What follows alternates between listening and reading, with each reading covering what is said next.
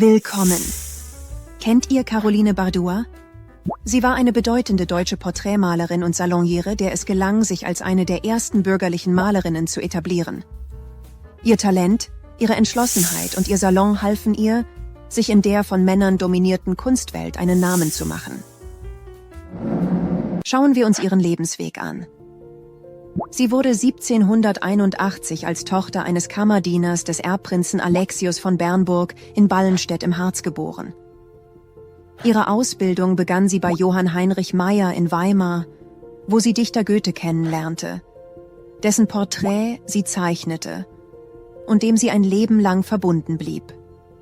Später setzte sie gemeinsam mit Luise Seidler ihr Studium in Dresden bei Gerhard von Kügelgen fort und machte Bekanntschaft mit den Malern Anton Graff und Caspar David Friedrich, den sie auch über die Jahre porträtierte.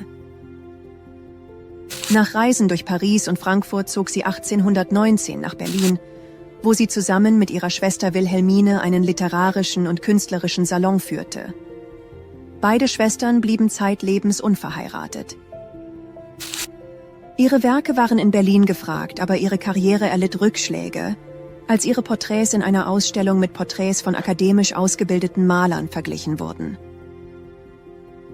Finanzielle Schwierigkeiten zwangen die beiden Schwestern zu einem unsteten Wanderleben in Städte wie Heidelberg oder Krefeld. Dann ließen sie sich in Frankfurt nieder, wo sie ihren Salon neu aufleben ließen, bis sie 1852 wieder nach Ballenstedt übersiedelten. 12 Jahre später starb sie dort 1864 im Alter von 82 Jahren. Wilhelmine verfasste nach ihrem Tod die Biografie ihrer Schwester, bevor sie ein Jahr nach ihr starb. Schauen wir uns ihren Malstil und Motive genauer an. Ihr Malstil zeichnete sich durch eine detailreiche, natürliche Darstellungsweise aus, besonders in ihren Porträts. Im Laufe der Zeit entwickelte sie einen feineren, individuelleren Stil, der sich von ihren frühen Kopien hin zu eigenständigen Werken wandelte. Sie widmete sich vor allem Porträts insbesondere von bedeutenden Persönlichkeiten, in denen sie einfühlsam die Persönlichkeit ihrer Modelle sowie alltägliche, poetische Szenen darstellte. Ihre berühmten Werke zeigen ihre Vielseitigkeit. Ihr Selbstbildnis mit Gitarre verbindet Selbstbewusstsein mit musikalischer Leidenschaft.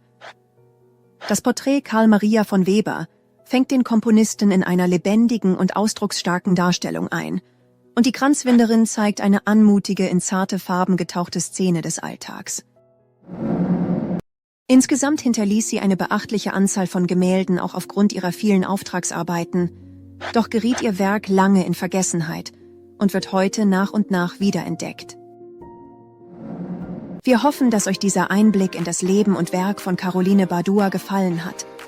Wenn ja, abonniert unseren Kanal für mehr spannende Kunstgeschichten, und falls ihr weitere Informationen zu ihrem Leben und Werk habt, schreibt dies bitte in die Kommentare.